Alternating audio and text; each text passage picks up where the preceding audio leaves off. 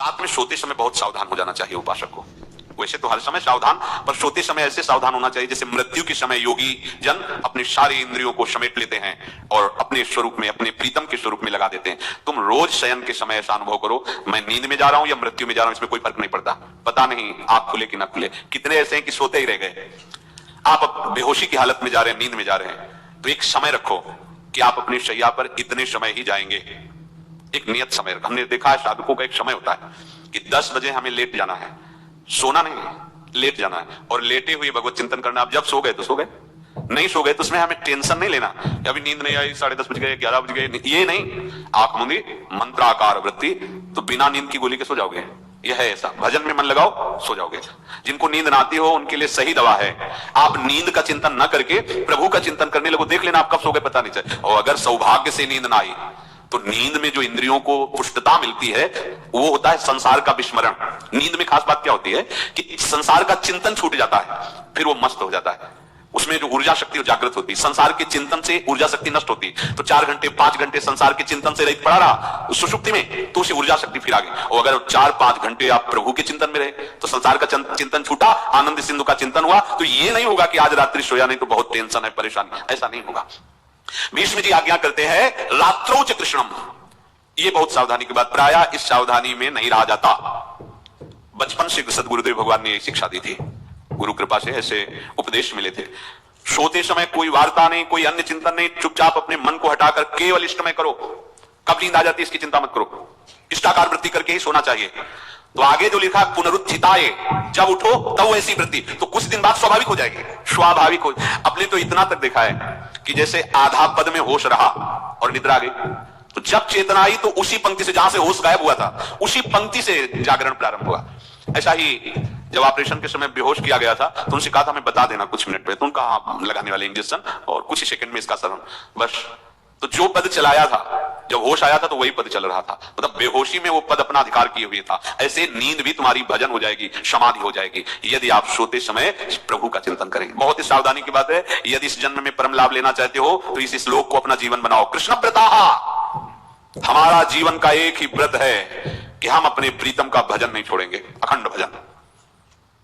हमें ये नहीं देखना कि उपांशु मानसी को इसमें कितने गुना, हमें गुना बना नहीं देखना। हमें अपने प्रभु को बोलना नहीं है। भजन में मन नहीं लग रहा, पद गा रहे हैं, जोर जोर से चिल्ला रहे हैं, नाम कीर्तन, हमें अपने प्रभु से जुड़े रहना है। कृष्ण व्रता, कृष्ण मनुस्मरंतो, हमारा निरंतर स्मरण चले, बस ये प्रयास रखना है। जब निरंतर स्मरण की बात कहती तो फिर आगे कुछ कहना नहीं चाहिए, पर खास बात इसीलिए कहा जाता है कि आप समझ जाओ। रात्रौ च, जब कोई भी ब्रह्मचारी, कोई भी उपासक, कोई भी बैरागी त्यागी महात्मा सोते समय सावधान हो गया तो उसकी रात्रि बहुत गलत जाएगी। खास जब आप सैया पे शयन करते उस समय असावधानी हुई तो विकार छा जाएगा, ध्यान रखना। आपका चिंतन गलत हो जाएगा, आपकी चेष्टा गलत हो जाएगी, जागृत में ना सही तो स्वप्न में।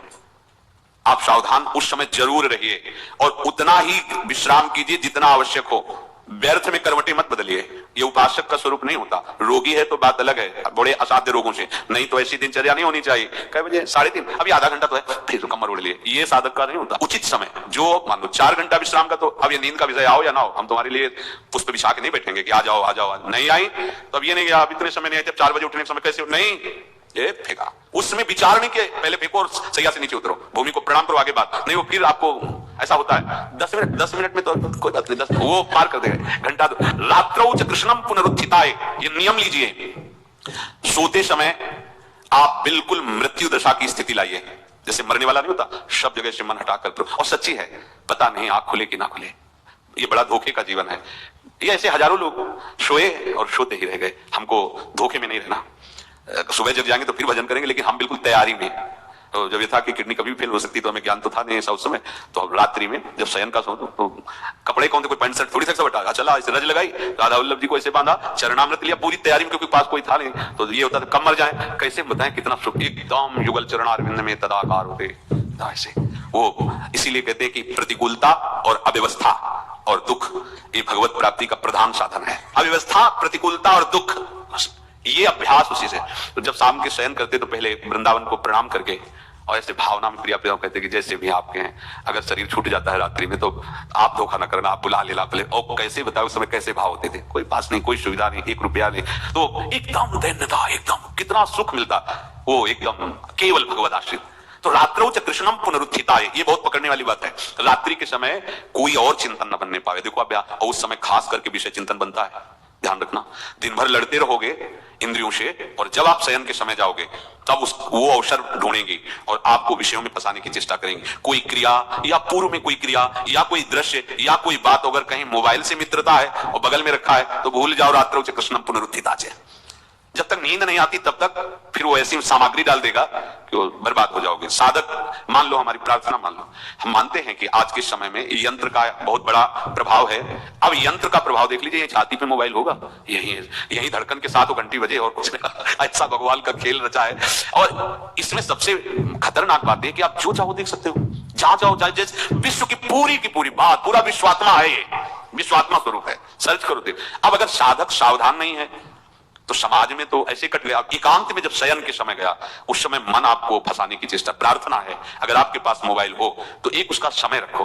अगर आपको ऐसा लगता है कि कोई परिस्थिति आ जाए, हम स्विच ऑफ किए तो एक और मोड कहते हैं, कोई फ्लाइट मोड, तो क्या मोड में लगा तो सीधे मत रखो, मोड में लगा दूर रख दो। आप अपने चित्त को प्रभु में जोड़िए।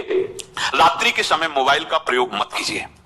मान लीजिए रात्रौ च कृष्णम पुनरुत्थिताय, सुबह उठते ही आपको कुछ चिंतन नहीं करना। सबसे पहले उठते ही, यदि आपके अभ्यास में आ गया तो ऐसा ही होगा, नहीं तो आपको पहले सदगुरुदेव भगवान का प्रणाम नमस्कार और कुछ भक्तों का, और फिर नाम जप।